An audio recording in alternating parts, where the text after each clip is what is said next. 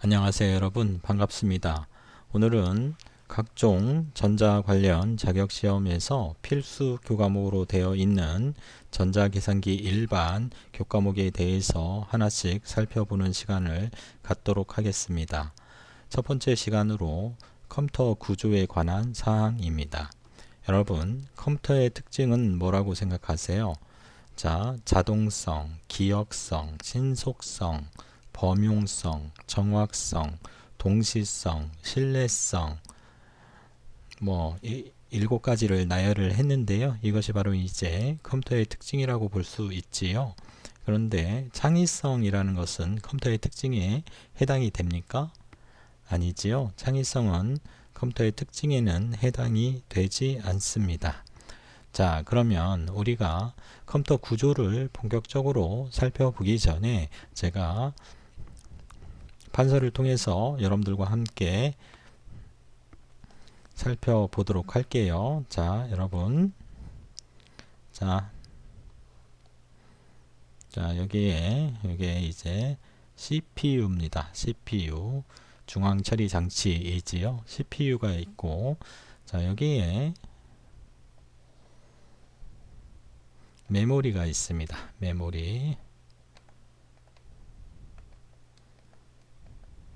메모리가 이렇게 있어요.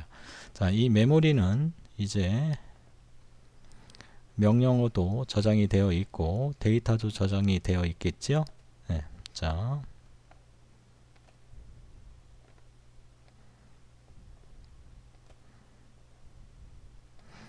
그래서 명령어가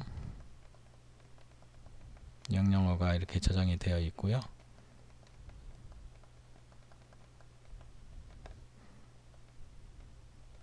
그리고 데이터도 저장이 되어 있죠.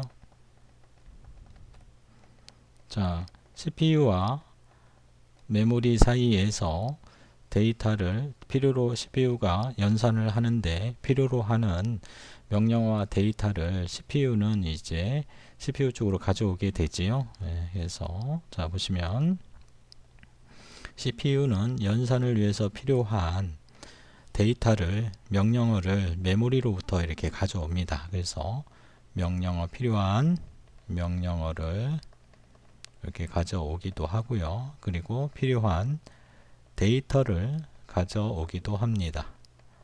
자, 그러면 CPU는 연산을 수행한 후에 연산 결과값을 다시 메모리로 반환을 하게 되지요. 이런 일련의 절차에 의해서 CPU와 메모리 사이에 데이터와 명령어가 주고받고 흘러가고 있지요. 네, 이렇게 보시면 되겠습니다, 여러분.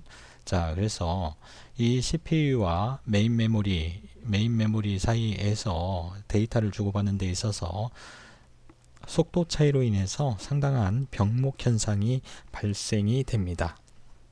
그래서 이 CPU는 상당히 속도가 빠르죠. 고속입니다. 고속으로 동작하는 장치이죠. 컴퓨터 시스템에서 속도가 가장 빠른 것이 바로 CPU라고 해도 과언이 아니지요. 자, 이 CPU에 비해서 상대적으로 이 메인 메모리는 저속에 해당이 됩니다. 속도가 느리다라는 얘기지요. 자, 그래서 이 속도가 빠른 CPU와 속도가 상대적으로 느린 메인 메모리 사이에서 데이터를 주고받는 데 있어서 병목 현상이 발생이 되지요. 자, 이 병목 현상은 결과적으로 시스템의 퍼포먼스를 성능을 저하시키는 결정적인 역할을 하게 됩니다. 자, 그래서 CPU와 메인 메모리 사이에 병목 현상을 완화시켜 줄 목적으로 속도가 빠른 메모리를 하나를 추가를 하게 됩니다. 자, 예를 들어서 자, 이렇게 속도가 빠른 메모리를 추가를 해서 자, CPU는 이제 필요로 하는 명령어와 데이터를 메인 메모리로 곧바로 가서 찾지 않고 요 속도가 빠른 메모리를 먼저 접근을 합니다. 그래서 찾고자 하는 명령어와 데이터가 있으면 바로 요 속도가 빠른 메모리에서 가져오는 거죠. 자, 그리고 없으면 다시 이제 메인 메모리로 가서 가져오게 되죠. 이와 같은 가교 역할을 해주는 이 메모리를 뭐라고 하냐면 캐시 메모리라고 합니다. 캐시 메모리라고 합니다. 자, 이 캐시 메모리라고 하고요. 요 메모리는 이제 주기억 장치라고 해서 메인 메모리라는 용어로 사용을 하게 되지요. 자, 그래서 얘는 메인 메모리다. 주 메모리죠. 자, 그래서 정리합니다. 캐시 메모리란 뭘까요? 속도가 빠른 CPU와 상대적으로 속도가 느린 메인 메모리 사이에서 속도 차이로 인해서 생기는 병목 현상을 완화시켜 줄 목적으로 CPU와 메인 메모리 사이에 속도가 빠른 메모리를 넣어 주는데 그것이 바로 캐시 메모리다. 자, 그래서 이 캐시 메모리는 자, CPU 쪽에 얼마나 가까이 있느냐에 따라서 L1 캐시, L2 캐시, L3 캐시로 이렇게 이제 나누기도 합니다. 자, 이렇게 해서 캐시 메모리와 메인 메모리를 여러분들이 이렇게 확인을 할 수가 있습니다. 자, 여기에서 메인 메모리는 우리가 이제 DRAM을 사용을 합니다. DRAM. 메인 메모리는 바로 DRAM을 사용을 해요. DRAM을 사용을 합니다. 자, 이 캐시 메모리는 속도가 빠른 캐시 메모리는 SRAM을 사용을 합니다. SRAM을 사용을 해요. 그래서 DRAM의 D는 다이나믹의 약자예요, 여러분. 다이나믹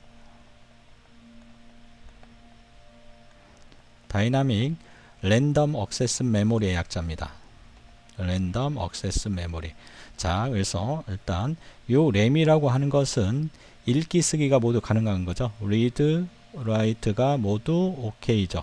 모두 all OK죠. 그렇죠? 네. 그리고 다이나믹이라는 뜻은 동적이라는 뜻입니다. 동적이라는 뜻이고요. 자, 이 동적이라는 뜻은 뭐냐 하면 자, 콘덴서에 이 메모리를 DRAM은 콘덴서의 충방전 원리로 만듭니다.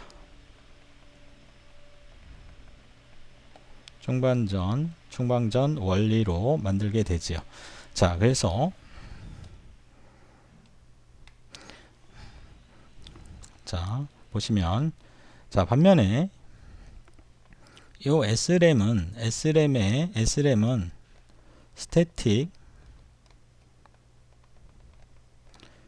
램입니다. 스태틱 램. 자, 요 스태틱이라는 뜻은 정적이라는 뜻이에요. 정적인 램이다. 그래서 요 SRAM은 바로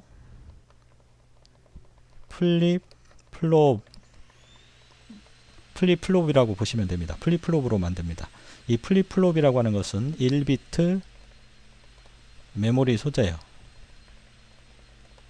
1비트 메모리다. 이렇게 보시면 됩니다. 플립플롭의 원리로 만들게 됩니다. 자, 그래서 이 D램과 SRAM을 자, 비교를 한번 해 보도록 하겠습니다. 자, 이 D램은 우리가 컴퓨터에서 메인 메모리로 주로 이제 사용을 하지요. 자, 그래서 이 D램은 컴퓨터에서 메인 메모리로 사용을 하는데 용량을 아주 크게 사용을 하는 거죠. 예. 자, 크게 사용하는 이유는 뭘까요? 예. 맞습니다. 가격이 저렴하기 때문에 그렇죠. 자, 그러면 자, 이 D램은 콘덴서의 충방전 원리를 이용해서 만들기 때문에 속도가 느려요. 속도가 느리다. 자, 이게 최대 단점이죠. 속도가 느리다는 것이. 왜 속도가 느릴까요? 왜 속도가 느리냐 하면 콘덴서의 데이터를 유지시키기 위해서, 기억시키기 위해서 주기적으로 재충전을 해줘야 돼요. 그래서 리프레시가 필요합니다. 이 리프레시를 이제 우리가 재충전이라고 합니다. 재충전. 자, 데이터를 기억하고 있는 데이터를 유지시켜주기 위해서는 주기적으로 재충전이 필요합니다. 리프레시가 필요해요. 그런데 이 리프레시를 하는 동안에는 데이터를 읽거나 쓸 수 없습니다.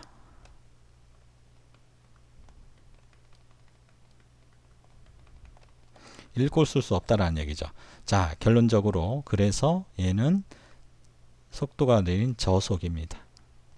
자, 그러나 장점으로는 가격이 저렴하다, 저가다라는 장점을 가지고 있습니다. 자, 반면에 SRAM은 리프레시가 필요가 없어요. 리프레시가 필요가 없습니다. 리프레시가 필요가 없기 때문에 이 SRAM은 고속이다, 속도가 빠르다. 자, 반면에 단점으로는 고가다. 그렇죠? 이런 장단점을 가지고 있다는 얘기죠. 그래서 소량으로 캐시 메모리로 일반적으로 SRAM을 사용을 하는 이유는 바로 여기에 있다라고 여러분들이 정리를 해 주시면 되겠습니다. 자, 이제 캐시 메모리에 대해서 우리가 살펴봤고, 램에 대해서도 D램과 SRAM에 대해서 여러분들이 살펴보았지요. 자, 그러면 이제 CPU는 어떤 연산을 수행하기 위해서 필요로 하는 명령어와 데이터를 가져오는데요. 명령어와 이제 데이터를 이렇게 가져오는데 어디서? 메인 메모리에서. 그렇죠? 네, 그래서 메인 메모리에 접근을 했는데 필요로 하는 명령어와 데이터가 없다라고 하면 어디로 가냐 하면 이제 그 보조기억 장치로 가겠죠. 네, 그래서 여기에 이제 보조기억 장치가 있겠죠. 그렇죠? 보조기억 장치. 보조기억 장치. 대표적으로 하드디스크가 되겠죠. 그렇죠? 하드디스크에 접근을 해서 필요로 하는 명령어와 데이터를 이렇게 이제 또 여기서 가져오겠죠. 자, 이렇게 명령어와 데이터를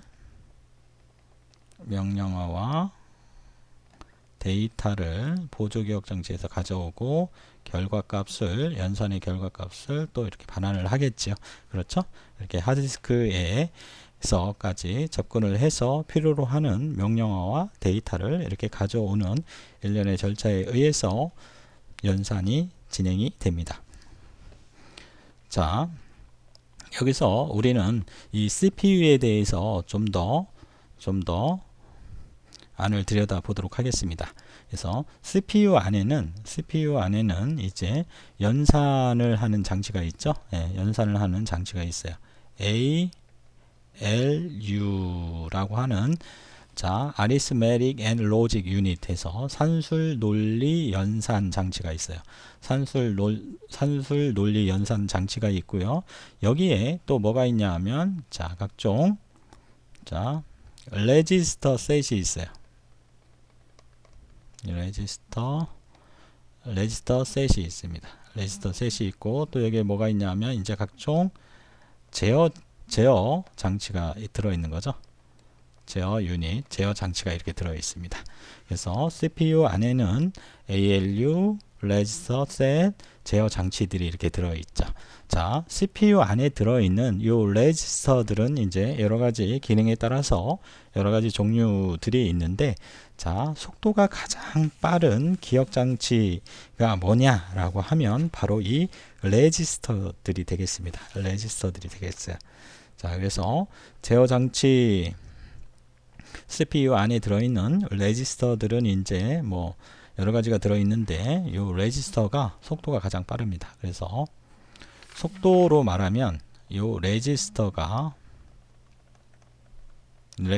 속도가 가장 빠르고요. 그 다음에 빠른 순서대로, 메모리가 빠른 순서대로 나열을 하면 그 다음에 이제 캐시 메모리가 되겠습니다. 캐시 메모리가 되겠고요. 자, 그 다음에 뭐가 빠른가요? 네, 주기억 장치. 그렇죠? 네, 주기억 장치가 빠르고, 그 다음에는 이제 보조기억 장치. 그렇죠? 보조기억 장치 순이 되겠죠? 자, 여기에서, 자, 이쪽으로 갈수록 이제 그 속도는 빠르고, 그렇죠? 네, 속도가 빨라지는 거죠. 그렇죠? 속도가 자, 고속이 되는 거죠. 고속. 그렇죠? 그리고 이쪽으로 갈수록 저속이 되는 거죠. 속도 면에서는. 그렇죠? 네. 자, 그리고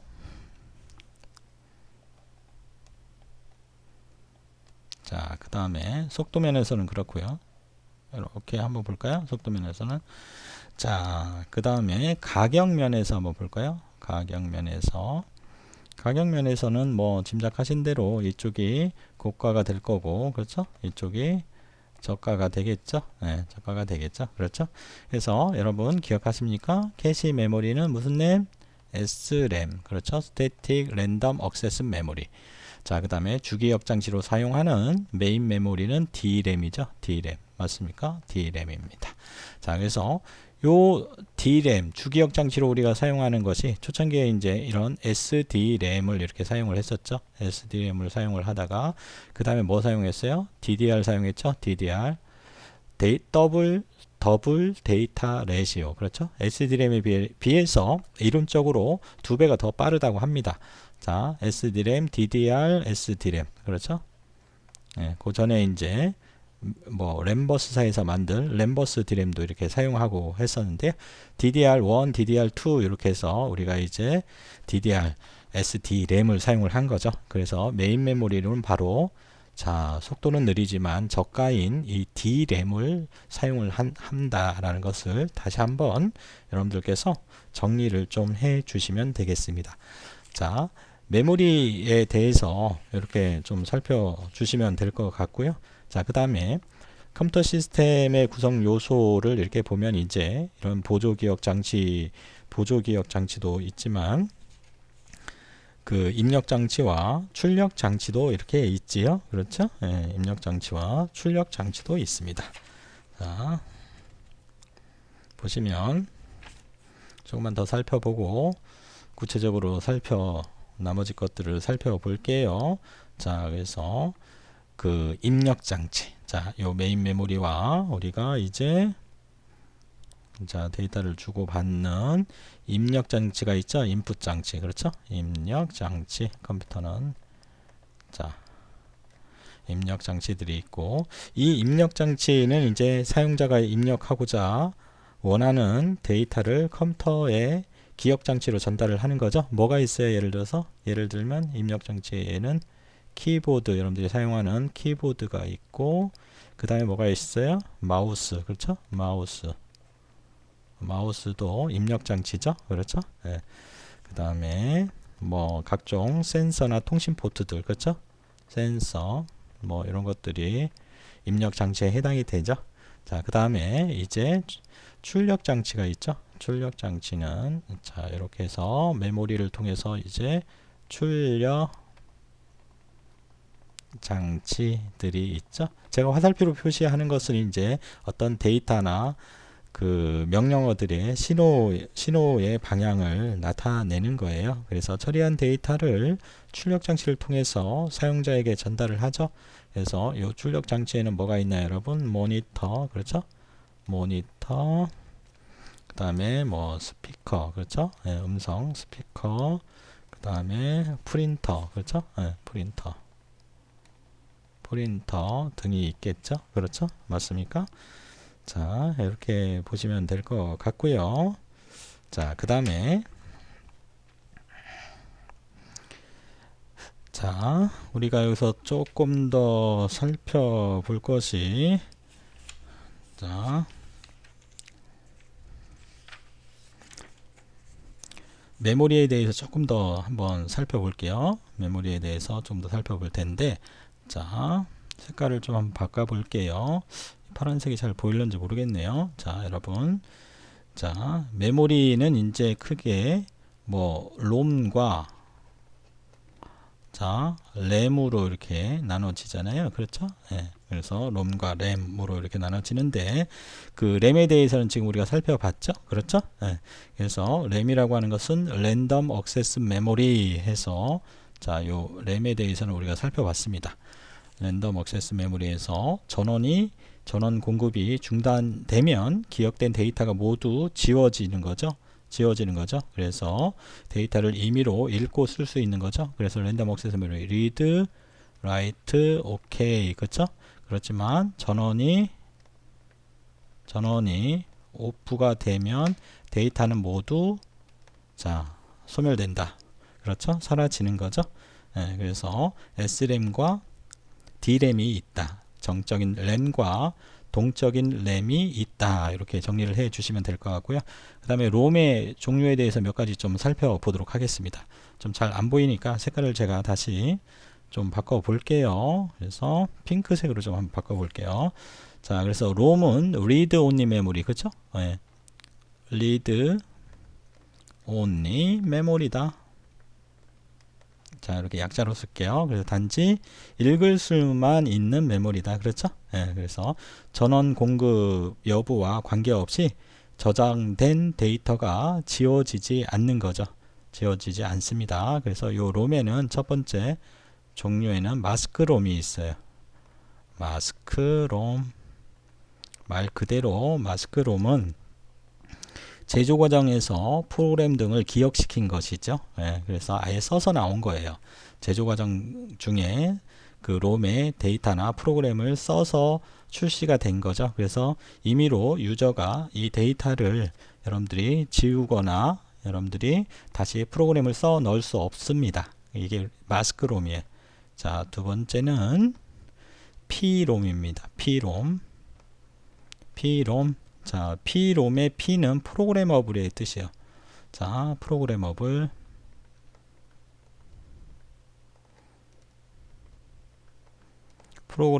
롬이다. 자, 프로그래머블 할 수 있다라는 얘기죠. 사용자가 프로그램 등을 일에 한해서 써 넣을 수 있는 기억 소자예요. 그렇죠? 한 번에 한해서 여러분들이 써 넣을 수 있습니다. 네. 자, 그 다음에 세 번째는 EP롬이에요. EP롬. 자, 여기서 E는 erasable이에요.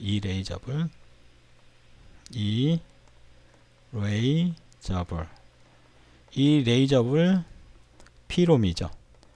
erasable이란 뜻이 무슨 뜻이에요, 여러분? 지울 수 있는, 그렇죠? erasable programmable read only memory가 EP롬이에요. 그래서 P롬을 개량한 소자로 자외선이나 특정 전압 전류로 내용을 지울 수가 있어요. 그리고 다시 기록할 수 있어요. 자, 이와 같은 롬이 바로 EP롬입니다. 자, 네 번째로 자, E2P롬이에요. E가 두 개 있다 해서 E2P롬이라고 읽어요, 여러분. 그래서 EEP롬이에요. 자, EEP롬. 자, 일렉트리컬이에요. 앞에 있는 E는 일렉트리컬. 자, 이게 뭐의 약자인지를 잘 알고 계셔야 돼요. 자, 일렉트리컬 EP롬이다. 정기적인 신호로 일렉트리컬 이레이저블, 정기적인 신호로 이레이저블, 지울 수 있는 프로그램 가능한 read only memory다. 이렇게 보시면 돼요. 기록 내용을 정기적 신호에 의해서 삭제를 할 수가 있고, 여러분들이 롬 라이터라고 하는 새로운 라이터라고 하는 장비를 이용을 해서 여러분들이 내용을 써 넣을 수 있는 거죠. 그렇죠?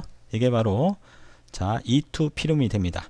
근데 요즘에 여러분들이 가장 그 속도가 이런 것들은 상당히 느리기 때문에 속도가 가장 빠른 뭐를 많이 쓰고 있어요? 플래시 메모리를 지금 가장 많이 여러분들이 쓰고 있죠. 네, 플래시 메모리를 많이 쓰고 있죠. 속도가 가장 빠릅니다. 그래서 여러분들 플래시 메모리 정도는 하나씩 다 갖고 계시죠. USB 저장 장치가 바로 플래시 메모리가 되겠습니다. 자, 이렇게 보시면 여러분들이 정리를 깔끔하게 할 수 있을 것 같고요. 자, 그 다음에 몇 가지 좀 제가 설명 중에 조금 놓쳤던 부분들을 몇 가지 조금 더 살펴볼게요. 판서를 통해서. 자, 보조기억 장치가 이렇게 있는데, 이 보조기억 장치는 이제 여러분들이 프로그램이나 데이터를 기억하는 데 사용을 하죠.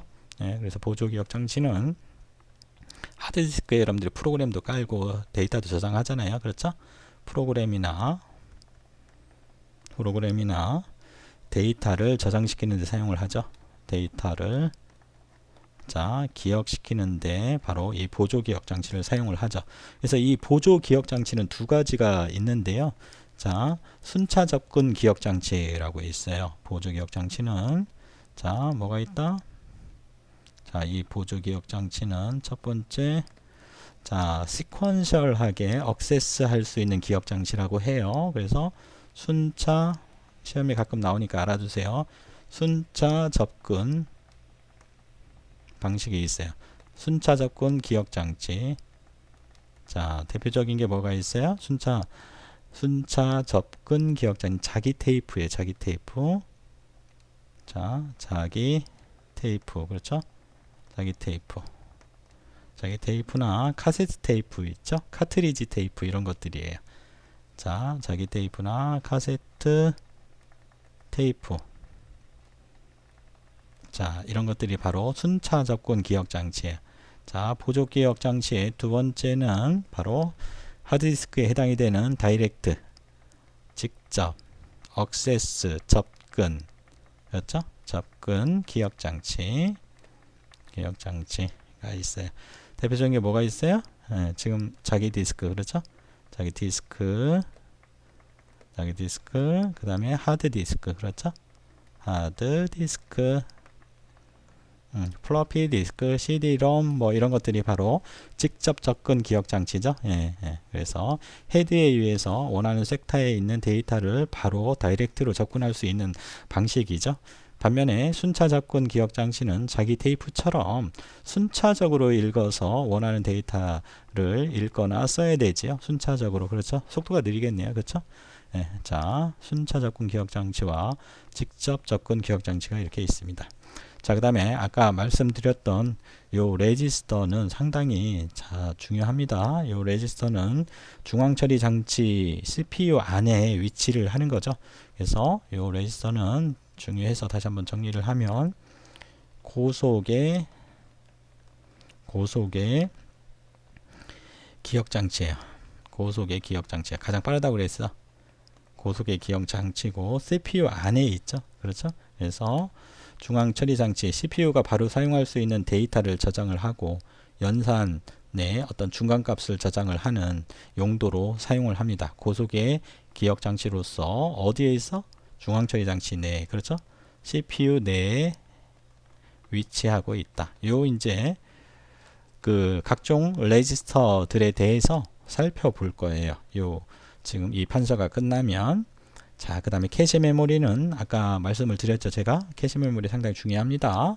캐시는 CPU가 기억 장치에 접근하는 시간을 감소시키기 위해서 자주 참조되는 프로그램이나 데이터를 저장해 두는 거죠.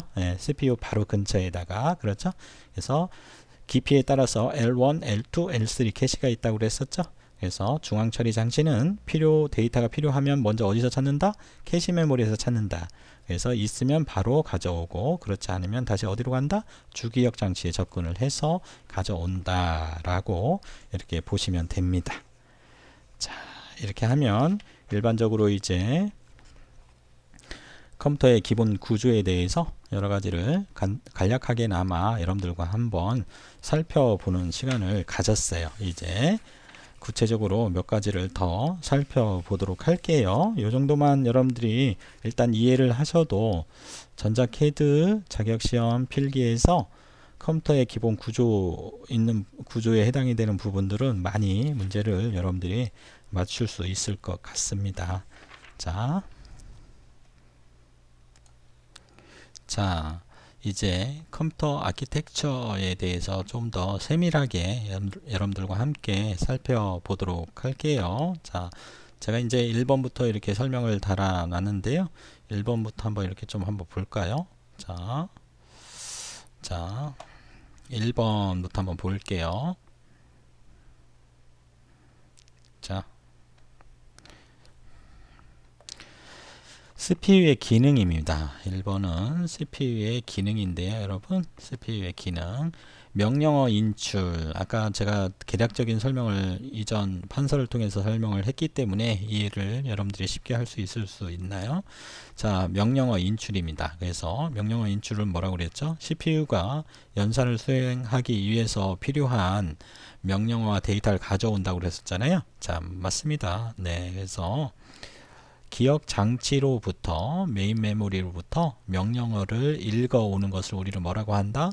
명령어 인출, 인스트럭션. 명령어를 우리가 인스트럭션이라고 해요. 그래서 인스트럭션 패치라고 합니다. 이 용어를 여러분들이 조금 익숙해져야 됩니다. 자, 이렇게 명령어를 가져오면 이제 해독을 합니다. 명령어를 인스트럭션 디코드해서 명령어를 이렇게 해독을 하지요. 자, 이게 덧셈 명령인지 뭐 곱셈 명령인지 아니면 이동 뭐 시프트 명령인지 여러분들이 이것을 그 해독을 해야 돼요. 그래서 수행해야 할 동작을 결정하기 위해서 인출된 명령어를 해독을 합니다. 그래서 모든 명령어들에 대해서 공통적으로 바로 이것을 수행을 하는 거예요. 그래서 CPU는 명령어를 인출을 하고, 그렇죠? 메인 메모리로부터 명령어를 인출을 하고, 그리고 이것을 해독을 합니다. 해독을 해서 여러분들이 이제 어떠한 다음 명령어에 따라서 다음 액션을 취하겠지요. 자, 그 다음은 데이터 인출에 관한 사항입니다. 데이터 패치인데요. 명령어 실행을 위해서 데이터가 필요한 경우에는 기억장치 또는 입출력 장치로부터 그 데이터를 읽어옵니다. 이것을 우리가 뭐라고 한다? 맞습니다. 데이터 패치라고 합니다. 여러분, 데이터 패치라고 해요. 자, 데이터 패치 잘 알아두셔야 돼요. 이 용어에 대해서. 자, 그 다음에 데이터 처리입니다. 데이터 처리. 데이터에 대한 산술 또는 논리적 연산을 수행합니다. 그리고 데이터 쓰기, 데이터 스토어, 수행한 결과를 저장하는 거죠. 자, 명령에 따라서 이것을 이제 필요한 경우에만 수행을 하게 되는 거지요. 자, 이게 바로 CPU의 기능이에요. 자, 그래서 지금 CPU의 내부 구조를 여러분들이 지금 보고 계시는데요. 내부 구조, 이게 CPU 내부 구조예요. 이 그림이 여러분들. 자, 이제 아까 설명했던 것보다 조금 디테일해졌죠. 그래서 중앙 처리 장치인 CPU가 있고, 그렇죠? 자, 주기억 장치가 여기 있죠. 네, 기억 장치가 여기 있죠. 자, 이게 바로 메인 메모리입니다. 메인 메모리, 그렇죠? 주기억 장치가 있고 CPU가 있습니다. 그래서 이 CPU는 또 내부에 어떻게 되어 있어요? 자, 산술 논리 연산 장치 ALU라고 합니다. 그것을 ALU가 있죠. 여기서 연산을 하는 거예요. 산술 연산과 논리 연산을 바로 ALU에서 합니다. 그래서 산술 논리, 이거 잘 보세요. 산술 논리 연산 장치 ALU라고 한다고 그랬었죠. Arithmetic and Logical Unit이다. 자, 그 다음에 뭐가 있나요? 제어 유닛이 있죠. 제어 유닛, 그렇죠. 제어 유닛이 있습니다. 그리고 레지스터 셋이 들어있죠. 레지스터 셋. 뭐 있어요? 자, 한번 읽어볼까요, 여러분들? 자, PC라고 하는 것은 너무나도 중요한데요. 지금부터 나오는 것들이 프로그램, 자, 여기는, 자, PC는 여러분들 프로그램 카운터라고 읽어요. 프로그램 카운터라고 한다. 자, 그 다음에 어큐뮬레이터라고 하는 레지스터도 있죠. 네, 어큐뮬레이터. 자, 누산기. 그 다음에 마라고 하는 MAR이라고 되어 있죠. 메모리 어드레스 레지스터예요. 메모리 어드레스 레지스터.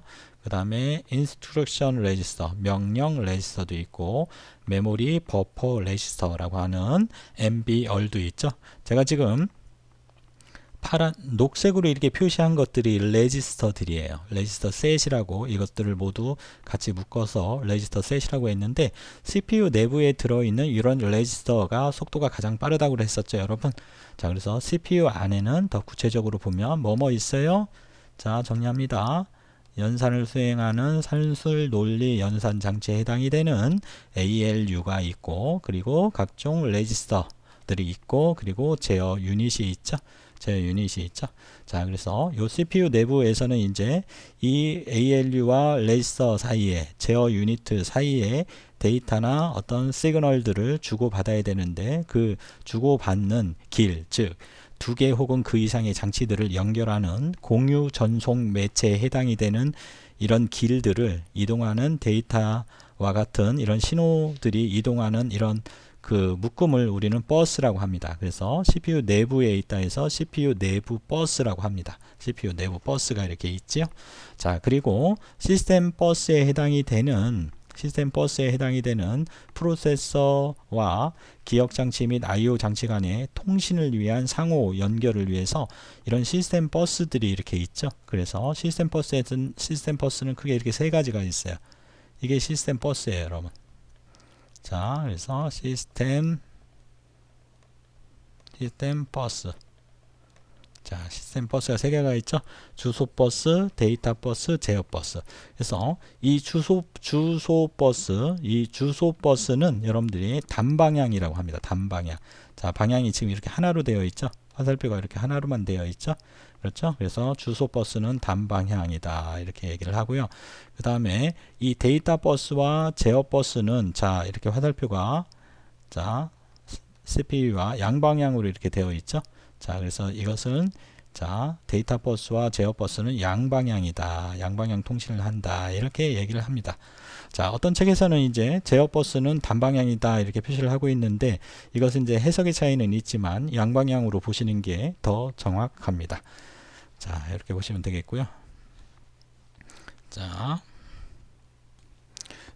버스에 대해서 좀 더 살펴볼까요, 여러분? 자, 버스라고 하는 것은 앞에서도 말씀을 간략하게 말씀은 드렸는데요. 자, 버스는 자, 버스입니다. 버스선이라고 하는데요. 여러분들 이 버스는 여러분들 고속도로의 차선이라고 보시면 돼요. 자, 그 차들이 이동을 하잖아요. 고속도로에서 그 차가 명령어와 데이터라고 보시면 됩니다. 자, 그래서 컴퓨터에서 두 개 혹은 그 이상의 장치들을 연결하는 공유 전송 매체다. 전송 매체다라는 얘기죠. 그래서 이 전송 매체는 이제 유선 매체가 있고 무선 매체가 있지 않습니까? 통신에서 전송 매체, 어떤 신호들을 운반해 주는 길이다. 매체다라고 보시면 돼요. 자, 그래서 버스를 통해서 전송되는 유형들을 이렇게 보시면 뭐 앞서 살펴드린 것처럼 프로세서가 CPU가 기억장치로부터 뭐를 가져온다고 했어요, 여러분? 뭐를 가져온다고 그랬었죠? 네, 명령어와 데이터를 가져온다고 그랬었잖아요. 그럼 이 명령어와 데이터를 그 프로세서와 CPU 사이에 어떠한 전송 매체를 통해서 명령어와 데이터가 이동을 하지요. 그런 길을 버스라고 합니다. 버스라고 해요. 그 다음에 프로세서가 또 어떤 유형이 있어요. 프로세서에서 연산을 수행을 하고 연산의 결과를 기억장치에 데이터를 저장할 때도 바로 버스를 통해서 이루어지겠죠. 이와 같이 명령어와 데이터가 주고받는 길이 있을 거라는 얘기죠. 그렇죠? 그것을 우리가 데이터 버스라고 해요. 데이터 버스. 자, 그 다음에 프로세서는 또한 I/O 모듈을 통해서 I/O 각종 입력, 출력, I/O 장치로부터 데이터를 읽을 때도 바로 이 버스를 통해서 시그널들이 전송이 되겠지요. 그리고 I/O 장치로 데이터를 전송하는 유형도 해당이 되겠죠, 여러분. 자, 또한 I/O 모듈이 자, 이건 좀 이런 DMA라고 하는 중요한 용어가 하나가 등장을 하는데요. 자, 다이렉트 메모리 액세스의 약자예요. 다이렉트 메모리 액세스. 자, 그래서 I/O 모듈들이 DMA를 통해서 기억장치와 직접 데이터를 교환하는 전송 유형에서도 바로 버스가 필요하겠죠. 그렇죠? 네, 그렇게 알고 계시면 되겠고요. 자, 그래서 우리는 지금 앞서 시스템 버스에 대해서 세 가지가 있다고 그랬었죠. 첫 번째 주소 버스, 어드레스 버스, 데이터 버스, 그리고 컨트롤 버스, 제어 버스가 있다라고 얘기를 했었잖아요. 그렇죠? 그래서 이 시스템 버스는 프로세서, 기억장치 및 I/O 장치 간의 통신을 위한 상호 연결된 전송 매체다. 이렇게 보시면 되겠습니다. 그래서 주소 버스, 데이터 버스, 제어 버스가 있다. 세 가지 버스가 있다는 것을 일단 알고 계셔야 돼요, 여러분. 아셨죠? 자, 시스템 버스 세 가지에 대해서 중앙 제어 장치 CPU와 연결되어 있는 어떤 그림을 여러분들이 볼 수 있고요. 자, 여기에서 주소 버스는 단방향 버스고, 주소 버스는 뭐라고 그랬어요? 화살표 방향이 하나로 되어 있죠. 그래서 단방향 버스다 이렇게 표현을 하고요. 데이터 버스와 제어 버스는 화살표가 양쪽 방향으로 되어 있죠. 그래서 앞서 설명드린 것처럼 양방향 버스다 이렇게 자, 이렇게 보시면 되겠습니다.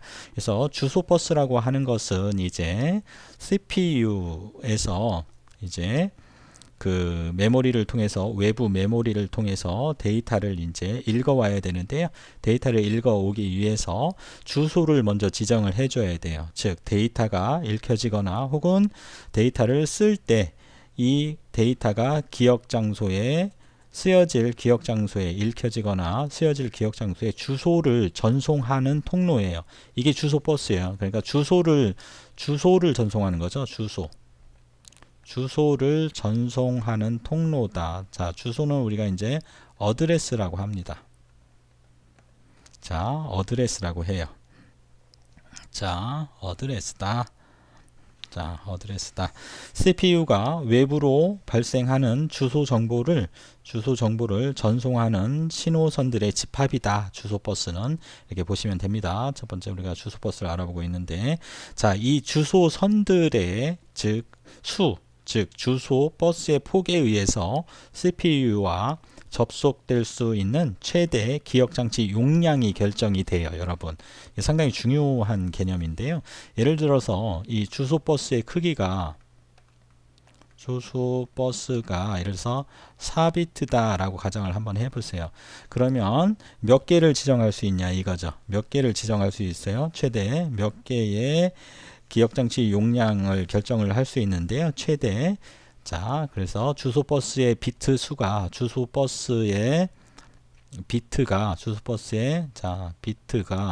비트가 4비트일 때 최대 기억장치의 용량은 얼마인가? 이걸 어떻게 계산하냐면 여러분들 2의 4승이 되겠습니다. 2의 4승 비트. 자, 2의 4승 비트. 자, 그러면 2의 4승이니까 16개죠. 16개. 자, 그래서 16개의 기억장치 용량으로 결정이 되는 거예요, 여러분. 자, 그래서 이것을 4비트니까 자, 보세요. 자, 이게 이제 메모리예요. 메모리인데 자, 몇 개? 자, 주소 버스의 어드레스가 버스선이 하나, 자, 4비트라고 했으니까 둘, 셋, 4개 다 했을 때, 그렇죠? 자, 뭐 있겠어요? 여기가, 그러니까 첫 번째가, 자, 파란색으로 한번 해볼까요? 0, 0, 0, 0일 때 있죠? 그렇죠? 그래서 0번지, 그 다음에 0, 0, 0, 1이 있겠죠? 그 다음에 4비트니까 나타낼 수 있는 총 상태의 수를 한번 써볼까요? 0, 0, 1, 0. 그렇죠? 그 다음에는 0, 0, 1, 1이 있겠죠? 그 다음에 0, 1, 0, 0이 있고, 그 다음에 0, 1, 0, 1. 그렇죠? 그 다음에 0, 1, 1, 0. 그 다음에 0, 1, 1, 1. 그 다음에는 1, 0, 0, 0. 그렇죠? 그 다음에 1, 0, 0, 1. 1, 0, 1, 0. 그렇죠? 그 다음에 1, 0, 1, 1. 그렇죠? 그 다음에 1, 1, 0, 0. 그 다음에 1, 1, 0, 1. 그 다음에 1, 1, 1, 0. 그 다음에 1, 1, 1, 1이 있겠죠? 이렇게 해서 16개가 해당이 되죠. 그렇죠? 그래서 4개의 주소버스 비트수로서는 나타낼 수 있는 총 그 기억장치 용량은 16개가 되겠죠. 그래서 이 방은 몇 개가 되겠어요, 여러분? 16개가 되겠죠. 0번지, 1번지부터 해서, 그렇죠? 네. 자, 0번지부터 했으니까 15개, 15번지까지, 그렇죠? 네, 이렇게 해서 1개, 자, 2개 해서 15개, 16개, 그렇죠? 16개를 지정할 수 있는 거예요. 자, 이런 것들은 이제 가끔 여러분들 시험에도 이렇게 잘 등장을 하니까 잘 정리를 좀 해둘 필요성이 있습니다. 자, 만약에 주소 버스의 수가 16비트다. 자, 16비트다 라고 가정을 한번 해볼까요? 16비트라면 최대 몇 개? 자, 여기서 써볼게요. 최대 2의 16승계니까 얼마예요? 2의 16승 이렇게 쓸 수 있나요? 2의 6승 곱하기 2의 10승 이렇게, 자, 지수법칙에 의해서 이렇게 쓸 수 있죠? 2의 10승은 단위가 뭐라고 그랬어요? 킬로라고 했었죠? 그럼 2의 6승은 64죠? 그래서 64 킬로, 그렇죠? 64 킬로. 개의 기억 장소들의 주소를 지정할 수 있다라는 얘기가 되겠습니다. 그래서 요 버스선의 수에 따라서 CPU와 접속될 수 있는 최대 기억장치의 용량이 결정이 된다라는 사실을 여러분들이 잘 알아두셔야 됩니다. 그렇죠? 네, 그래서 자 여기는 뭐 이렇게 0000 번지다. 그렇죠? 여기는 0001 번지다. 그렇죠? 네, 이렇게 자 여기는 1111 번지다. 이렇게 여러분들이 정리를 해 주시면 되겠습니다. 자 이렇게 해서 주소 버스에 대해서 살펴보았고요. 자 다음으로는 자 데이터 버스요. 데이터 버스. 자, 요 데이터 버스를 한번 볼까요? 자, 데이터 버스는 모듈들 사이에서 데이터가 전송되는 통로예요. 말 그대로 바로 이 데이터가 전송되는 통로다. 데이터 버스는 CPU가 기억장치, 메모리나 혹은 각종 I/O 장치와의 사이에서 데이터를 전송하기 위한 신호선들의 집합이다.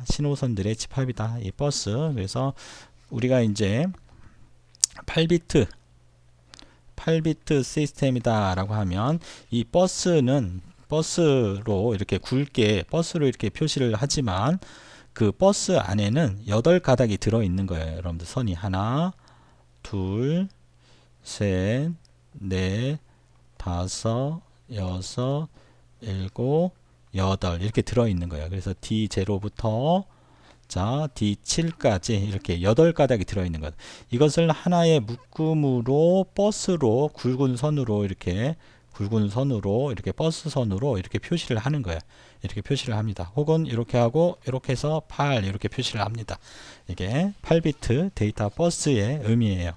자, 그래서 신호선들 데이터를 전송하기 위한 신호선들의 집합이 바로 데이터 버스다. 그리고 데이터 선들의 수는 CPU가 한 번에 전송할 수 있는 비트의 수를 결정하는 거죠. 자, 그래서 데이터 전송 자, 예를 들어서 데이터 전송 폭이 자, 데이터 전송 폭이 32비트이고 이 버스의 데이터 버스의 클럭이 33MHz다. 메가헤르츠일 때 전송 속도는 그럼 얼마인가? 전송 속도를 한번 계산해 보자. 자, 이 전송 속도는 여러분들 이 데이터 전송 폭이 넓으면 넓을수록 전송 속도는 빨라지는 거죠. 그렇죠? 그 다음에 버스 클럭이 크면 클수록 빨라지는 거죠. 이것은 여러분들 고속도로를 생각을 해 주시면 돼요. 그래서 고속도로가 이 고속도로의 폭이 있죠. 그게 그 전송 폭이에요. 여러분들 고속도로가 2차선이냐 그렇죠? 8차선이냐에 따라서 달라지잖아요. 그렇죠? 데이터 전송 폭은 2차선이냐 요 32비트라는 것은 2차선이냐 8차선의 의미이고요.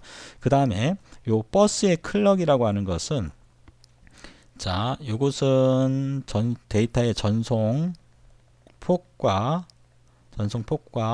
동일하다라고 생각을 하시면 되겠고요. 그 다음에 요 클럭 있잖아요.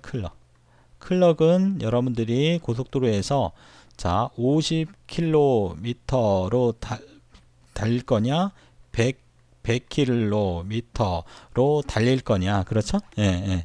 이거에 따라서 이게 버스의 클럭이다 라고 보시면 됩니다. 그래서 여러분들이 2차선에서 100km로 달리는 것과 8차선에서 100km로 달리는 것 어떤 게 더 많은 데이터를 운반할까요? 당연히 차선이 클럭이 같다면 차선의 수가 버스의 폭이 크면 클수록 더 유리하지요. 그거랑 동일해요, 여러분들. 같은 8차선이더라도 자동차들이 각 버스의 데이터들이 8개가 이렇게 쭉 놓여져 있는데 이 각각의 차선에서 데이터 신호선에서 100km로 달릴 때와 50km를 달릴 때 어떤 것이 더 많은 데이터를 전송할까요? 자, 여러분들이 상식적으로 생각하는 것과 동일해요. 자, 그래서 데이터 전송 폭이 32kb이고 그 다음에 버스 클럭이 33MHz일 때 전송 속도를 계산을 해보자. 이걸 어떻게 계산하면 되냐 하면 일단 32bit은 자, 바이트로 고치면 얼마입니까? 1바이트는 뭐라고 그랬어요, 여러분? 자, 1바이트는 8비트죠? 그러니까 8로 나누니까 4바이트가 되는 거죠. 그렇죠? 왜? 1바이트는 8비트이니까. 그렇죠? 8비트이니까. 자, 그래서 4바이트 곱하기 33MHz잖아요. 메가는 단위가 요 메가는 10의 몇 승? 6승이라고 했죠? 100만이라고 했죠? 33에 하나 둘 셋 100만이니까 하나 둘 셋이죠? 헐츠죠? 네, 그래서 요거를 계산을 하면 132 자 000000이 됩니다. 그래서 바이트 퍼 세크 그렇죠? 네, 초당 자 이만큼의 바이트를 전송할 수 있는 속도가 되겠습니다. 이렇게 계산하시면 돼요. 자, 그래서 데이터 버스라고 하는 것은 여러분들이 고속도로의 차선 그리고 고속도로에서 그 자동차의 그 속도를 생각을 해 주시면 되겠습니다. 자, 그렇게 보시면 되겠고요. 자, 그 다음에 마지막으로 세 번째 요 제어 버스요. 컨트롤 버스. 그래서 이 제어 버스는 데이터 버스와 주소 버스의 사용을 제어하는 신호들이 전송하는 통로예요. 자, 그래서 제어하는 신호들을 전송하는 통로예요. 그래서 자, 제어 신호들이 전송이 되는 버스를 우리는 제어 버스다 라고 얘기를 합니다. 그래서 CPU가 시스템의 각종 요소들의 동작을 제어하기 위한 신호선들의 집합이다 이렇게 보시면 되겠습니다. 그래서 기억장치를 읽을 거냐 쓸 거냐라고 제어 버스를 통해서 메모리에 신호를 줘야 돼요. 자, 예를 들어서 요 제어 신호를 통해서 예를 들어서 여기 이제 메인 메모리가 이렇게 있는데 메모리가 있는데 자 리드 신호와 뭐 이렇게 해서 뭐 이렇게 자 뭐 라이트 신호 이렇게 다르겠죠. 그렇죠? 그래서 리드 신호를 나는 메모리에 있는 데이터를 읽을 것이다 라고 하면 리드 신호를 주고 자 액티브가 되도록 그 다음에 난 쓸 것이다 하면 라이트 신호를 이렇게 줘야 되겠죠. 이런 것들을 우리가 제어 버스를 통해서 이런 시그널이 전달이 된다. 자 기억장치 읽기 쓰기 신호라든지 IO 읽기 쓰기 신호 그리고 전송 확인, 그리고 버스 요구, 그리고 버스 승인, 인터럽트 요구, 인터럽트 확인, 클럭이라든지 리셋 이런 시그널들은 바로 제어 버스를 통해서 전달이 된다. 이렇게 여러분들이 정리를 해 주시면 되겠습니다. 자, 여러분 제가 문제 한번 내볼게요. 자, 컴퓨터의 기억장치에서 번지가 지정된 내용은 어느 버스를 통해서 중앙 처리 장치 CPU로 갈까요? 컴퓨터의 기억 장치에서 번지가 지정된 내용은 자 여기서 번지가 지정된 내용이니까 데이터죠. 메모리에 들어있는 몇 번지의 데이터는 어느 버스를 통해서 중앙 처리 장치로 가요? 맞습니다. 데이터 버스를 통해서 가는 거죠. 여러분 헷갈리시면 안 돼요. 여기 번지가 나왔다고 해서 여러분들이 그 어드레스 버스 이렇게 하시면 안 돼요. 그렇죠? 예, 어드레스 버스는 주소가 전송이 되는 거죠. 그렇죠? 예, 그래서 여러분들 이런 것들은 함정이 있을 수 있으니까 여러분들이 잘 체킹을 해 주셔야 됩니다. 자, 이어서 CPU 내부의 구성 요소에 대해서 좀 살펴볼까요? CPU 내부의 구성 요소. 자, 뭐뭐 있냐? 자, 첫 번째 ALU가 있다고 그랬었죠? ALU가 뭘까요, 여러분? ALU 살펴볼까요? 자, 각종 산술 연산들과 논리 연산들을 수행하는 회로들로 이루어진 하드웨어 모듈이다 라고 보시면 됩니다. 그래서 Arithmetic and Logical Unit이다. 그래서 ALU라고 합니다. 그래서 산술 연산이라고 하는 것은 이제 여러분들 아시다시피 더하기 빼기 곱하기 나누기 뭐 이런 것들이에요. 그리고 자 논리 연산이라고 하는 것은 and or not exclusive와 베타적 논리 합 이런 것들을 우리가 논리 연산이라고 합니다. 이게 바로 ALU입니다. 자, 그 다음에는 뭐가 있어요? 자, 제어 유닛이 레지스터 셋이 있죠? 레지스터 셋에는 뭐가 있다고 그랬어요? 요거 프로그램 카운터 그렇죠? 예, 그 다음에 어큐뮬레이터, 그 다음에 메모리, 어드레스 레지스터, 메모리, 버퍼 레지스터, 인스트럭션 레지스터, 명령 레지스터 그렇죠? 예, 그래서 요 레지스터 셋. 자, 그래서 레지스터 셋은 뭐다? CPU 내부 레지스터들의 집합이다. CPU 내부에 들어있는 이런 레지스터들의 집합이다. 그렇죠? 그래서 컴퓨터의 기억 장치들 중에서 억세스 속도가 가장 빠르다라고 했었죠? 그래서 기억 장치들 중에서 속도가 가장 빠른 것은 뭐다? 여러분? 뭐다? 레지스터다. 그렇죠? 네, 레지스터다. 레지스터가 가장 빠르다. 그렇죠? 가장 빠른.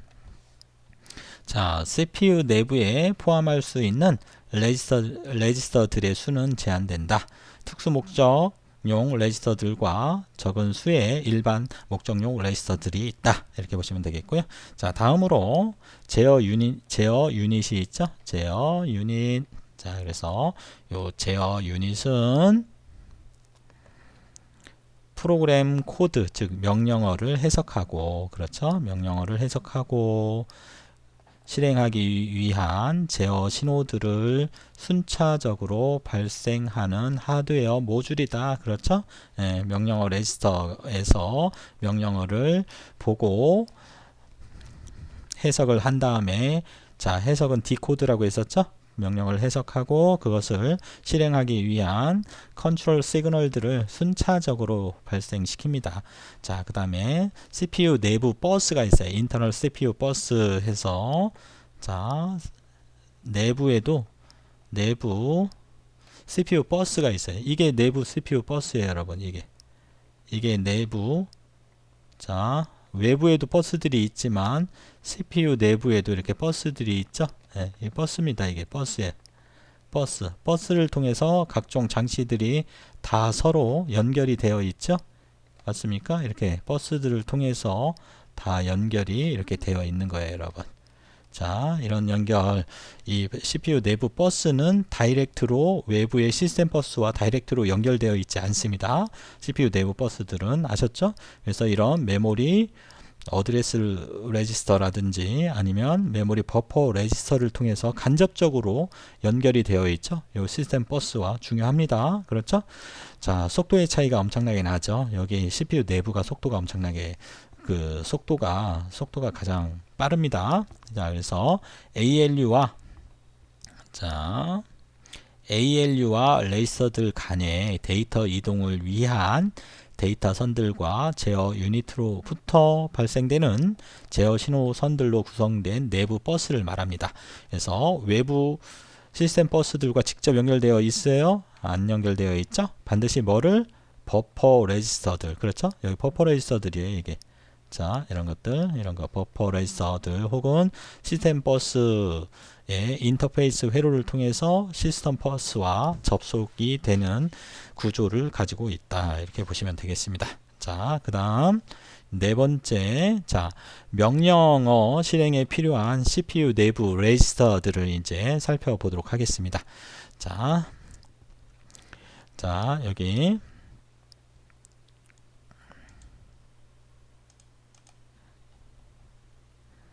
자, 볼까요?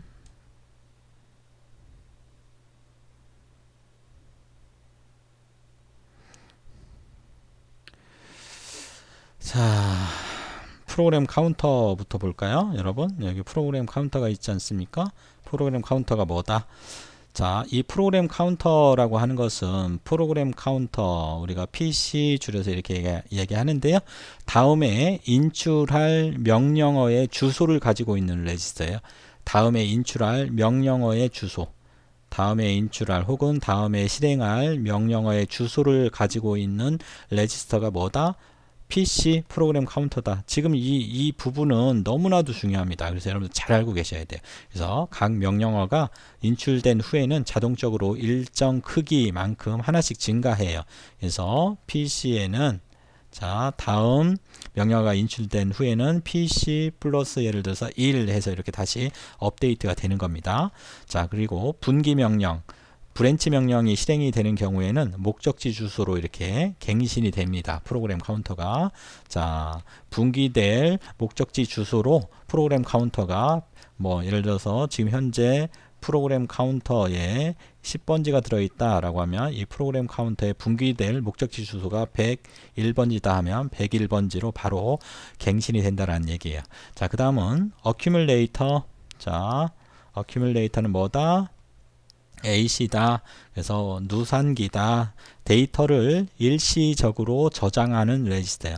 어큐뮬레이터는 예를 들어서 ALU에서 연산을 하는데 연산 결과를 어큐뮬레이터에 일시적으로 저장을 합니다. 자, 그래서 데이터를 일시적으로 저장하는 레지스터가 뭐다? 어큐뮬레이터다. 자, 레지스터의 크기는 CPU가 한 번에 처리할 수 있는 데이터 비트 수다. 이렇게 알고 계시면 되겠고요. 그 다음에 여기 보시면 이제 명령 레지스터가 있죠. IR, 명령 레지스터, 인스트럭션 레지스터, IR. 가장 최근에 인출된 명령어 코드가 저장되어 있는 레지스터예요. 명령어 코드가 저장되어 있는 레지스터다. 자, 그 다음에 기억장치 주소 레지스터, 메모리 어드레스 레지스터. 자, 그래서 이것은 말 그대로 메모리 어드레스 레지스터 MAR, PC에 저장된 명령어 주소가 시스템 주소 버스로 출력되기 전에 일시적으로 저장되는 주소 레지스터다. PC에 저장된 명령어 주소가 시스템 버스로 자, 요 시스템 버스인 주소 버스로 가기 전에 일시적으로 저장되는 주소가 기록되는 주소가 저장되는 레지스터가 메모리 어드레스 레지스터다. 그렇죠? 네, 그 다음에 마지막으로 기억장치 버퍼 레지스터 MBR. 그래서 여기 있죠? 자, MBR 기억장치에 자, 쓰여질 데이터 혹은 기억장치로부터 읽혀진 데이터가 일시적으로 저장되는 버퍼 레지스터다. 이게 MBR이다. 그렇죠? 네. 자, 기억장치에 어떤 데이터를 쓴다라고 했을 때, 요 메모리 버퍼 레지스터에 일시적으로 기록을 해놨다가 저장을 했다가 데이터 버스를 통해서 자, 어디로 이렇게 해서 데이터 버스를 통해서 기억장치로 이렇게 이동을 하는 거예요. 데이터 버스를 통해서 기억장치를 이동을 하는 거고요. 그 다음에 메모리에서 읽어올 수 있잖아요. 그쵸? 네. 자, 읽어올 때도 메모리에서 들어온 데이터를 자, 읽어서 일시적으로 메모리 버퍼 레지스터에 저장을 합니다. 자, 이렇게 해서 프로그램 카운터 다시 정리합니다. 프로그램 카운터는 다음에 인출할 명령어 주소를 가지고 있는 레지스터. 자, 그렇죠. 그 다음에 누산기 어큐뮬레이터는 데이터를 일시적으로 저장하는 레지스터.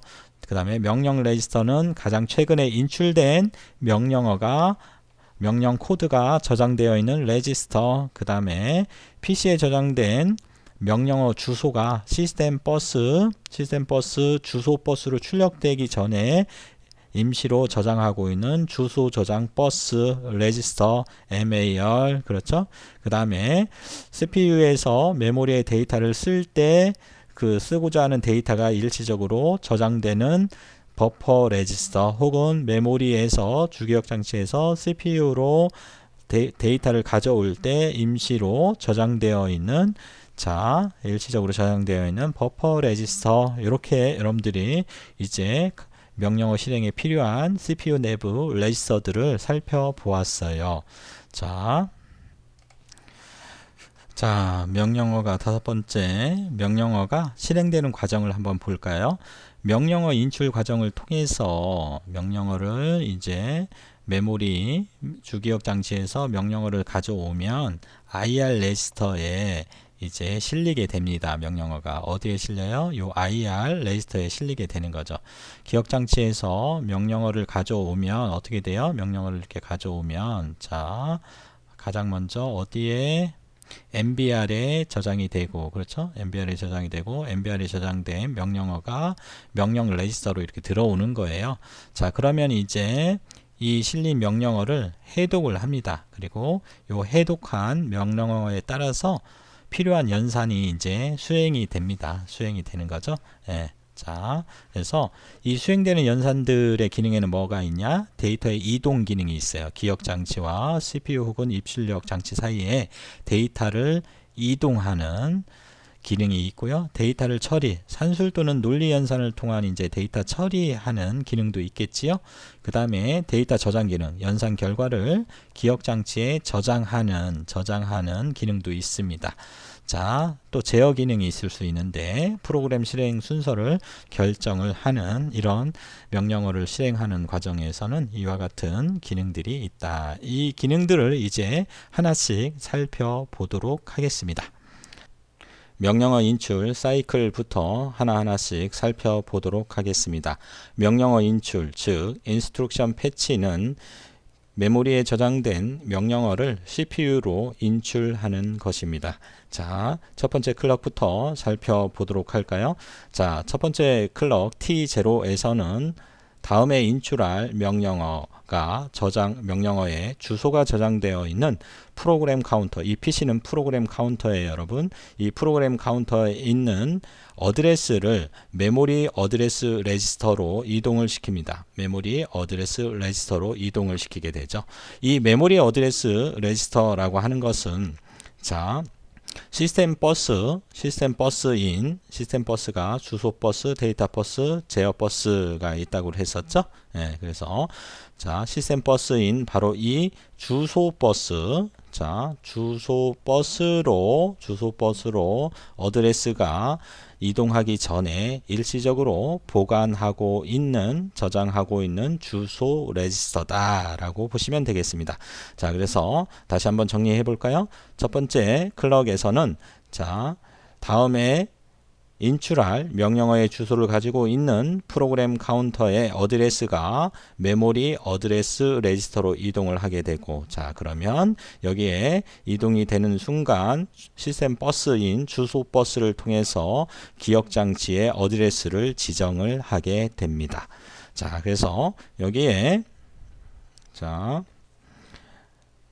그 주소가 기억 장치의 주소가 자, 예를 들어서 자, 100번지다 라고 가정을 한번 해보겠습니다. 자, 100번지일 경우에 자, 여기에 있는 이제 자, 100번지에 들어있는 이 명령어를 두 번째 클럭에서는 MBR이라고 하는 메모리 버퍼 레지스터, CPU 내부에 들어있는 메모리 버퍼 레지스터로 이동을 시키게 되지요.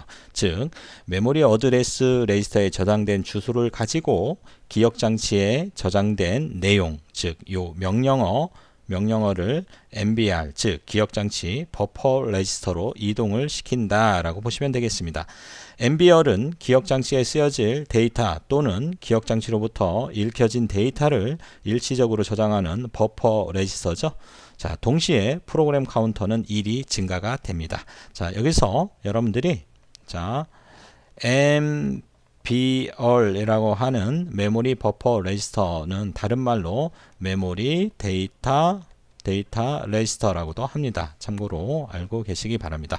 자, 이렇게 해서 세 번째 클럭 T2에서는 MBR에 저장된 명령어를 실행시키기 위해서 바로 자, MBR에 저장되어 있는 명령어를 IR Instruction Register, 명령 레지스터로 이동을 시킵니다. 이렇게 함으로써 명령어 패치, 명령어 인출 사이클이 마무리가 됩니다. 명령어 레지스터 IR은 메모리로부터 가장 최근에 인출된 명령어 코드가 저장되어 있는 레지스터이죠. 자, 그래서 요 명령어의 형식은 OP 코드와 오퍼랜드로 구성이 되어 있습니다.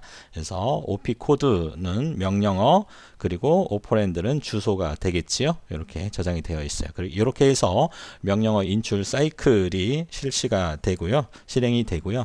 자, 정리 한번 해볼까요?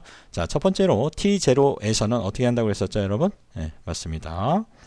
자, 프로그램 카운터에 저장되어 있는 자, 주소가 어디로? 메모리 어드레스 레지스터로 이동이 된다라고 보시면 되겠습니다. 그래서 프로그램 카운터에 저장되어 있는 인출할 명령어가 인출할 명령어가 저장되어 있는 어드레스를 메모리 어드레스 레지스터로 이동을 시키면 요 메모리 어드레스 레지스터에 있는 주소는 시스템 버스, 즉 주소 버스를 통해서 기억 장치에 접근을 한다.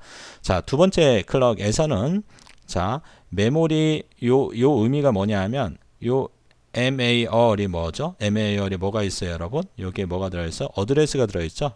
주소가 들어있죠? 어드레스가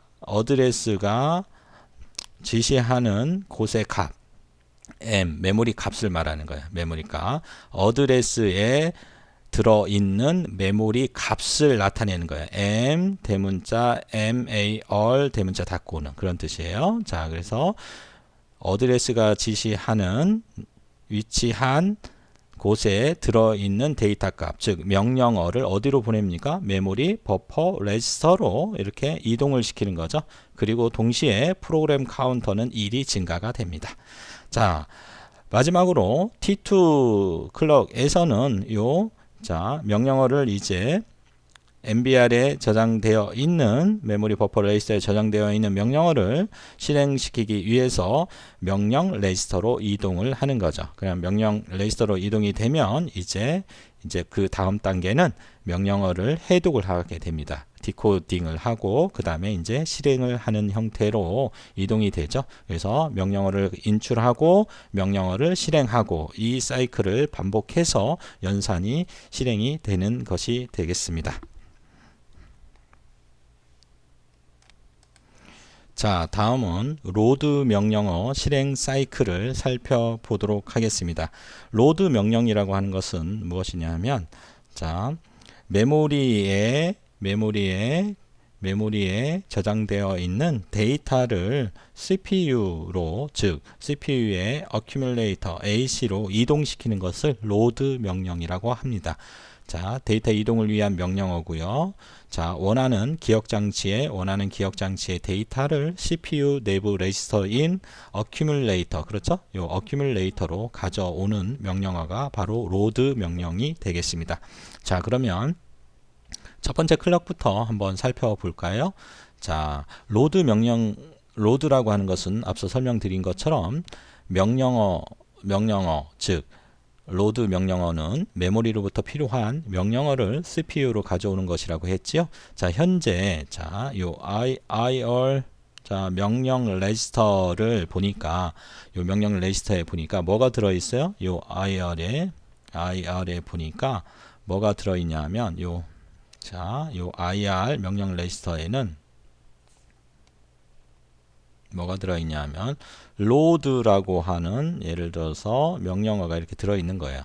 자, 그리고 이 IR에서 해석을 해보니 로드라는 명령임을 확인을 하고 오퍼랜드를 또 확인을 해보니까 뭐가 들어있어? 어드레스가 들어있는 거야. 어드레스가 이렇게 주소가 들어있는 거죠. 네, 주소가 들어있어요. 자, 그래서 첫 번째는 누산기 AC로 이동할 데이터가 들어있는 메모리 주소가 메모리 어드레스 레지스터에 실리게 됩니다. 즉, 요 IR 명령 레지스터에 로드 명령이 들어있고 오퍼랜드를 살펴보니 주소가 들어있어요. 그래서 이 주소를 주소가 어떻게 이동을 하냐 하면 이렇게 이동을 하겠죠. 자, 여기에서 이렇게 이동을 하고, 그렇죠? 이렇게 해서 다시 올라가서 자, 요 메모리 어드레스 레지스터에 이제 실리게 되는 거죠. 주소가. 그렇죠? 자, 그래서 메모리 어드레스 레지스터의 주소가 이렇게 실리게 되면 이제 시스템 버스인 요 주소 버스에 당연히 실리겠죠. 이렇게 실리는 거예요. 그리고 나서 이렇게 해서 자, 기억 장치에 주소를 지정을 하게 됩니다. 요것이 바로 첫 번째 클럭에 해당이 되는 T0예요, 여러분. T0. 자, 이해되셨죠? 자, 그렇게 되면 자, 여기에 자, 주소가 이제 지정이 됐잖아요. 그래서 여기가 101번지다 라고 하면 요 101번지에 예를 들어서 이제 원하는 로드할 데이터가 이렇게 들어있는 거죠. 네, 데이터가 들어있는 거죠. 자, 101번지의 값은 요 데이터다. 요 데이터가 이제 이동을 하겠죠. 어디로? CPU로. CPU 어디? MBR로, 메모리 버퍼 레지스터로 이동을 하죠. 이게 두 번째 클럭이에요. 자, 그래서 데이터가 자, 이동을 하는데 어디를 통해서 이동을 해요, 여러분? 이거 잘 보세요. 데이터 버스를 통해서 이동을 하죠. 네, 데이터 버스를 통해서 이동하죠. 메모리 어드레스는 주소 버스를 통해서 메모리에 접근을 하고, 기억 장치에 있는 데이터나 명령어는 데이터 버스를 통해서 CPU로 접근을 하는 거예요, 여러분. 잘 알고 계셔야 돼요. 이렇게 해서 어디로 갑니까? 이렇게 해서 MBR 메모리 버퍼 레지스터 혹은 MDR 메모리 데이터 레지스터로 이동을 하는 거죠.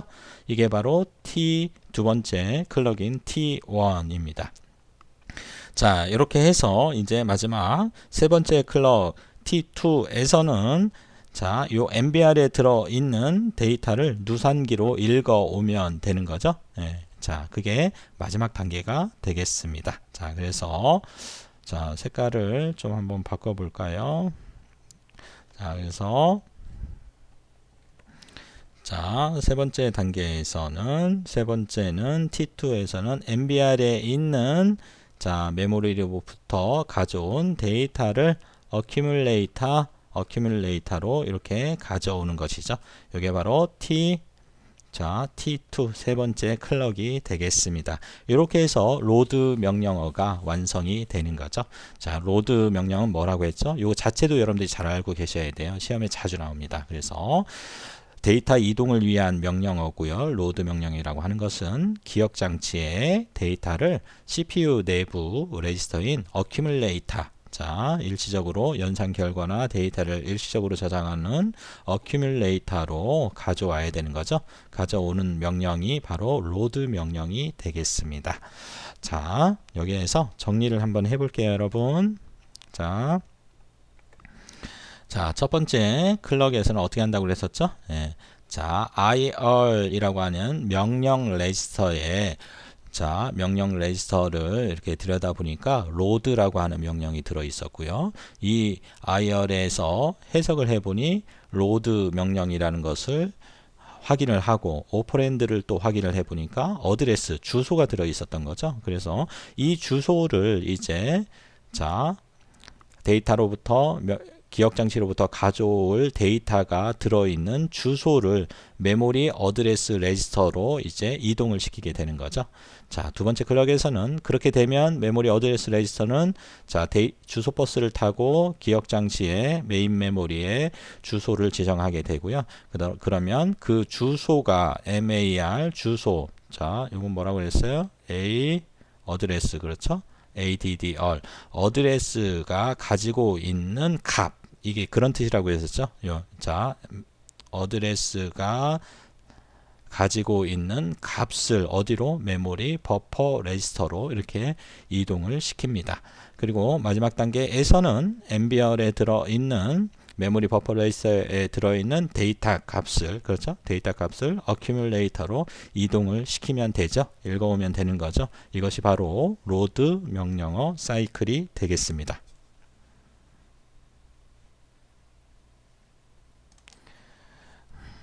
자, 스토어 명령은 자, 앞서 살펴봤던 자, 로드 명령과 이동 경로가 반대예요, 여러분. 자, 로드 명령은 뭐 했었어요? 기억 장치에 있는 데이터를 CPU로 가져오는 거죠. 즉 CPU의 어큐뮬레이터로 가져오는 것이 로드 명령이었고 스토어 명령은 반대로 CPU의 어큐뮬레이터에 저장되어 있는 값을 기억 장치로 다시 되돌려주는 저장하는 명령을 우리는 스토어 명령이라고 해요. 자, 그래서 스토어 명령은 ALU에서 연산을 수행을 하고 그 연산을 수행한 값을 다시 메모리로 다시 보내는 연산을 의미를 해요. 그래서 데이터를 저장할 장소를 지정하는 IR이라고 하는 명령 레지스터에 있는 명령어의 오퍼랜드를 이제 살펴보시면 되겠습니다. 이 오퍼랜드 값을 메모리 어드레스로 레지스터로 보내서 메모리를 지정을 하고 주소값을 지정을 하고 다시 어큐뮬레이터에 있는 값을 그 주소값에 그 적재를 하면 되는 것이지요. 자, 하나씩 한번 살펴볼까요, 여러분? 자, 첫 번째는 바로 요 IR이라고 하는 명령 레지스터를 주목해 주시면 되겠습니다. 요 IR이라고 하는 명령 레지스터를 보니까 스토어 명령이 있어요. OP 코드는 스토어 명령이 들어있고 그리고 여기에 오퍼랜드로 어드레스가 여기에 들어있는 거죠. 자, 요 어드레스 오퍼랜드를 보니까 어드레스가 있어요. 이 어드레스를 어떻게 이동을 시켜요? 맞습니다. 여러분들이 이제 어느 정도 익숙해졌죠? 자, 메모리 어드레스 레지스터로 이렇게 이동을 시키는 거예요. 이동을 시키는 거죠. 자, 첫 번째 클럭에서는 자, 그래서 메모리 어드레스 레지스터에 자, 실리게 되는 순간 시스템 버스는 어디로 간다고 해서 주소 버스를 통해서 메모리에 이제 주소가 지정이 되겠죠. 자, 그래서 여기에 예를 들어서 자, 여기에 이렇게 자, 여기가 200번지다 라고 가정을 해보세요. 그럼 200번지가 이렇게 지정이 됩니다. 그렇죠? 네. 그 다음에 이제 두 번째 클럭 T1에서는 자, 누산기에 들어있는 즉 어큐뮬레이터에 들어있는 값이 어떻게 자, 여기에 이동을 하죠. 자, 이동을 해서 이렇게 이동을 해서 어디로 실리냐 하면 MBR에 실리는 거야. 이렇게. 자, MBR에 이렇게 실리는 거죠. 이렇게 MBR에 실리는 거죠. 이게 두 번째 클럭이에요. 두 번째 클럭에서는 어큐뮬레이터에 들어있는 값이 MBR에 실리게 됩니다. 자, 그리고 이제 세 번째 클럭에서는 바로 이제 MBR에 있는 데이터가 자, MAR에 있는 주소, 즉 200번지로 이제 데이터가 이동을 하는 거죠. 데이터가 이동을 하는 거예요. 그래서 요 MBR을 통해서 자, MBR에서 데이터 버스를 타고 요 데이터 버스를 통해서 바로 요 200번지에 데이터가 실리는 거죠. 그래서 여기에 데이터가 이렇게 저장이 되는 거죠. 자, 이것이 바로 T2 세 번째 T2죠. T2. 자, T2 세 번째 클럭이 되겠습니다. 이것이 바로 스토어 명령이에요, 여러분. 이해되셨습니까? 자, 그러면 자, 정리 한번 해볼까요? 첫 번째 클럭에서 어떻게 한다고? 자, IR 자, 명령 레지스터에 있는 오퍼랜드 주소값이 메모리 어드레스 레지스터로 이동을 하고 그러면 주소 버스를 통해서 이제 메인 메모리에 어드레스를 지정을 하겠지요. 200번지를 지정을 해 놓고 그렇죠. 그 다음에 두 번째 클럭에서는 어큐뮬레이터에 있는 자, 저장하고자 하는 데이터 값이 메모리 버퍼 레지스터로 이동을 하고 그리고 마지막 세 번째 클럭 T2에서는 요 MBR에 있는 데이터를 자, 메모리 어드레스 레지스터가 지정한 위치에 값을 저장을 하는 거죠.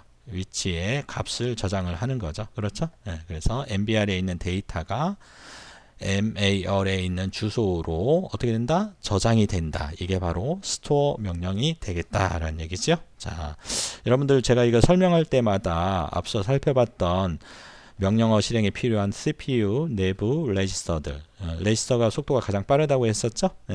레지스터들에 대해서 제가 이것을 계속 보여주고 있는 이유가, 이것을 이해하는 데 있어서 여러분들이 이런 용어에 대해서 이해를 못하면 이해하는 게 조금 어려워요. 그래서 계속 보라고 제가 프로그램 카운터는 다음에 인출할 혹은 다음에 실행할 명령어에 명령어에 주소가 들어있는 레지스터다. 이렇게 알아야지 이것을 이해할 수 있어요. 그 다음에 어큐뮬레이터, 누상기는 뭐다?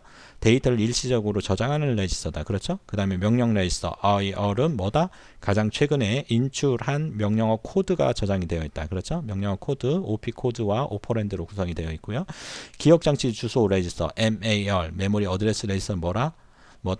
PC에 저장된 명령어 주소가 시스템 주소 버스로 출력되기 전에 어떻게? 일시적으로 잠시 저장하는 레지스터라고 했었죠. 무슨 레지스터? 주소 레지스터. 어드레스가 주소잖아요. 그렇죠? 이렇게 기억해도 될 것 같아요. 자, 메모리 버퍼 레지스터, MBR은 혹은 메모리 버퍼 대신 무슨 말로? 데이터. 그렇죠? 데이터 레지스터. 그렇죠? 데이터 레지스터. 기억장치에 쓰여질 혹은 기억장치로부터 읽혀질 데이터가 일시적으로 저장되는 버퍼 레지스터다. 이것을 알고 계셔야지 전체적으로 이해가 쉽다라는 얘기예요. 여러분, 너무나 중요합니다. 마이크로 프로세서 전자계산기 일반 교과목에 마이크로 프로세서에 나오는 내용들이에요. 자, 그래서 제가 이번 이 전자계산기 일반을 특강을 해 드리는 이유가, 여러분들이 곧 있을 시험 준비도 있지만 마이크로 컨트롤러를 배우는 데 있어서 이 정도는 여러분들이 컴퓨터 구조를 알고 있으면 상당히 도움이 됩니다. 그래서 제가 이번 특강을 준비하게 되었습니다. 자, 마지막으로 add 명령어 실행 사이클에 대해서 살펴보도록 할게요. 자, add는 여러분들 더하기잖아요. 그렇죠? 그래서 add 명령은 주기억 장치로부터 가져온 데이터를 어큐뮬레이터의 내용과 덧셈을 해요. 자, 이와 같이 연산을 한 후에 그 결과를 다시 요 어큐뮬레이터에 다시 저장하는 명령이에요. 그래서 명령 레지스터 in IR instruction 레지스터에 있는 오퍼랜드 값을 메모리 어드레스 레지스터로 이동을 시키고, 그렇죠? 이동을 시키고 그 주소값이 지정하는 값을, 데이터 값을 어디로 읽어와? 메모리 버퍼 레지스터로 읽어오고, 그렇죠? 저장을 하고, 이 전송된 메모리 버퍼 레지스터의 데이터와 어큐뮬레이터에 있는 값을 이제 ALU, 자, 산술 논리 연산 장치에서 덧셈을 한 후에 그 결과를 다시 어큐뮬레이터에 다시 저장을 함으로써 add 명령 실행 사이클이 완성이 됩니다. 자, 그러면 첫 번째 클럭부터 한번 살펴볼까요? 자, IR에 뭐가 있어요? 오퍼랜드로 주소를 가지고 있다고 그랬었죠? A, DDR 주소를 가지고 있고, 자, 이 주소가 어디에 실려? 자, T0에서 자, 요 메모리 어드레스 레지스터에 실리게 되죠. 그럼 메모리 어드레스 레지스터는 주소 버스를 통해서 자, 기억장치에 가져올 데이터가 있는 주소가 되겠지요. 자, 그래서 자, 여기에 자, 예를 들어서 이렇게 데이터가 있었다. 자, 300번지에 예를 들어서 300번지에 이렇게 데이터가 있다라고 하면 첫 번째 사이클에서는 바로 이제 요 300번지를 지정을 해주는 거죠. 자, 그 다음에 두 번째 사이클에서는 요 데이터가 이제 자, 이렇게 데이터 버스를 통해서 어디로? 메모리 버퍼 레지스터로 이렇게 가져오는 거죠. 메모리 버퍼 레지스터로 가져오는 거죠. 자, 그 다음 사이클에서는 이제 어떻게 하냐면 자, AC에 있는 자, 값과 데이터와 메모리 버퍼 레지스터에 있는 값이 ALU로 들어가고, 그렇죠? ALU로 들어가서 여기서 이제 더해지는 거죠. 더해지고 그 결과값을 다시 어디로? 결과값을 이렇게 AC로 결과값을 반환하는 거죠. 결과값을 다시 반환하면 add 명령이 마무리가 되는 거예요. 자, 이해되셨습니까, 여러분? 자, 그래서 마지막 볼까요? 이제 정리해 볼까요? 자, 첫 번째 명령 레지스터에 있는 어드레스가 메모리 어드레스 레지스터에 실리고, 그렇죠? 그 다음에 요 메모리 어드레스에 있는 기억장치 주소에 해당하는 요 데이터 값이 어디로? 메모리 버퍼 레지스터로 이동하고, 그 다음에 요 메모리 버퍼 레지스터에 있는 데이터와 어큐뮬레이터에 있는 데이터가 ALU로 이동을 해서 두 개를 더하고, 더한 결과값을 다시 어떻게 한다고? 어큐뮬레이터로 다시 저장이 된다. 이렇게 보시면 되겠습니다. 이게 바로 add 명령어 실행 사이클이 되겠습니다. 여러분, 이렇게 해서 우리는 자,